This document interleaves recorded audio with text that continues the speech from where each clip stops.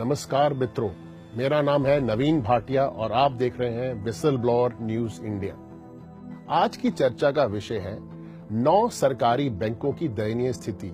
अब आपके सामने हम प्रस्तुत करना चाहेंगे 3 मुख्य आंकड़े। आंकड़ा नंबर 1, इसका स्रोत है reserve bank of India. Bharat का जीडीपी है 144 लाख करोड़। बैंकों द्वारा दिया गया टोटल ऋण है 70 लाख करोड़। इस 70 लाख करोड़ में से 13 लाख करोड़ ऋण के डूबने की पूरी संभावना है। आरबीआई के अनुसार 13 लाख करोड़ में से 7 लाख करोड़ वो ऋण है जो बैंकों ने कंपनियों को दिया है। अब हम आपके सामने प्रस्तुत करना चाहेंगे दूसरा आंकड़ा। यह आंकड़ा यह बता रहा है कि 6 लाख करोड़ का जो ऋण बैंकों ने कंपनियों को दिया है वो कौन सी 10 बड़ी कंपनी है जिनको ये ऋण दिया गया है। सबसे ऊपर है भूषण स्टील, बैंकों द्वारा दिया गया ऋण 90,000 करोड़। दूसरे नंबर पे है वीडियोकॉन इंडस्ट्री, ऋण दिया गया 58,000 करोड़। तीसरे स्थान पर है जेपी ग्रुप 55,000 करोड़। चौथे स्थान पर है एसआर 50,000 करोड़। उसके बाद है जिंदल ग्रुप 38,000 करोड़। उसके बाद है आलोक इंडस्ट्री 25,000 करोड़। उसके बाद है लैंको 19,000 करोड़। उसके पश्चात है एबीजी शिपयार्ड 15,000 करोड़। पुंज Lloyd 14,000 crore. Electro steel 14,000 crore. मित्रों, सवाल ये उठता है, इतना ज्यादा ऋण जो इन कंपनियों को दिया गया है, जो लगभग डूब सा गया है, इसका निर्णय किसने लिया? आरबीआई ने? बैंकों की मैनेजमेंट ने? मित्रों, अब आपके सामने प्रस्तुत करना चाहेंगे तीसरा और अहम आंकड़ा। इस आंकड़े में 9 बैंक दर्शाए गए हैं।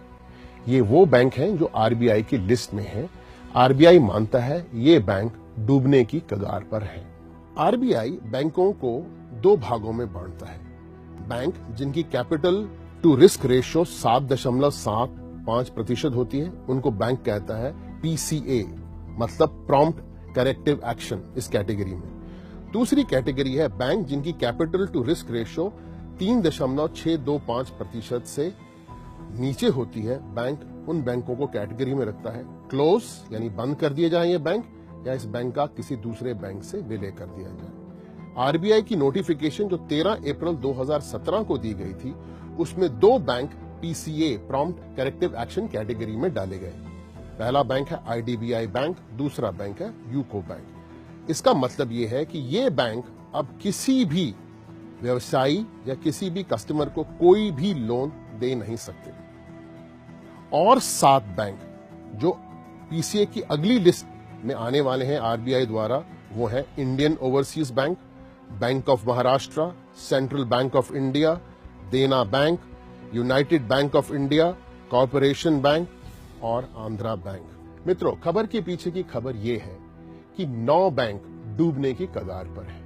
अगर सरकार ये निर्णय लेती है कि किसानों का कर्जा माफ कर दिया जाए 4 लाख करोड़ के आसपास, और कुछ कंपनियों का कर्जा माफ कर दिया जाए, चाहे वो 2 लाख करोड़ हो या 4 लाख करोड़ हो, तो इसका सीधा असर 9 बैंकों पे पड़ेगा और ये 9 बैंक बंद हो जाएंगे।